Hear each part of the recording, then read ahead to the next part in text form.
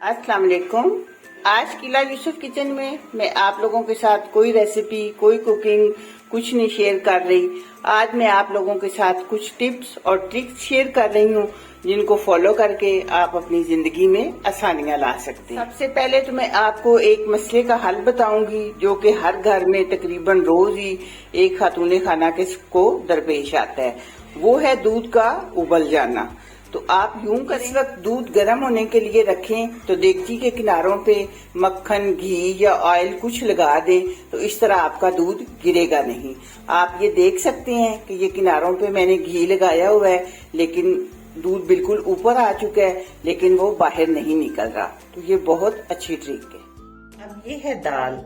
दाल का अक्सर मसला ये होता है कि इसमें कीड़ा भी लग जाता है और ये सेलन ज़्यादा सी भी हो जाती है, यानी गीली गीली सी हो जाती है और फिर दाल का जायका अच्छा नहीं बनता जब पकाते हैं। तो इसका तरीका क्या है, आप जब भी दाल लेके आते हैं तो आप उसे किसी जार में डालें, उसमें 2-3 पत्ते तेज पात के डालें और ऊपर से डाल दें दाल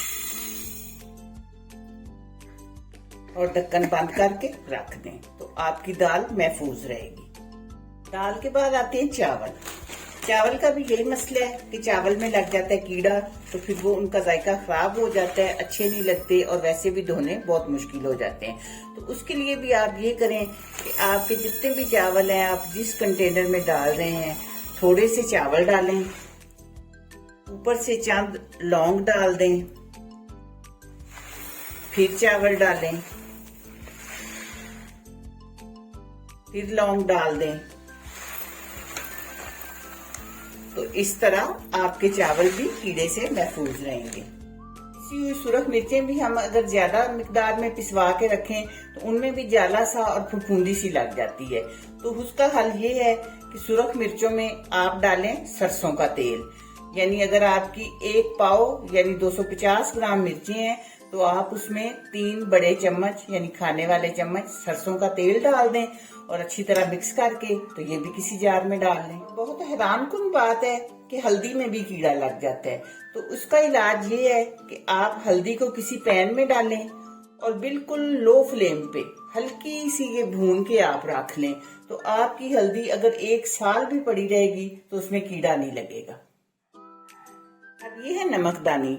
नमकदानी में हम नमक डाल के रखते हैं तो वो बहुत बड़ा मसला बन जाता है कि चंद दिनों के बाद उसके सुराख बंद हो जाते हैं और नमक निकलता ही नहीं है। तो आप यूं करें कि जिस वक्त भी आप नमक डालते हैं तो साथ ही चंद दाने चावलों के डाल दें तो इससे नमक बिल्कुल भी गीला नहीं होगा और सुराख बंद नहीं होंगे और बहुत आसानी से निकलता रहेगा।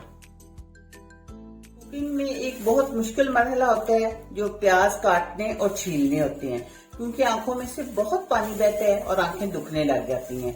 तो उसका हल ये है कि आपको जितने भी प्याज चाहिए आप उन्हें छील के एक शॉपर में बंद करें और फ्रीजर में रख दें और दूसरे दिन आप आराम से काटें, आपकी आंखों में से बिल्कुल भी पानी नहीं निकलेगा। या फिर इसके अलावा ये है कि आप प्याज को पानी के अंदर काटें, यानी किसी बाउल में पानी ले लें और उसमें प्याज काटते जाएं तो बिल्कुल भी पानी नहीं निकलेगा। मुझे उम्मीद है कि आपको मेरी ये वीडियो पसंद आएगी।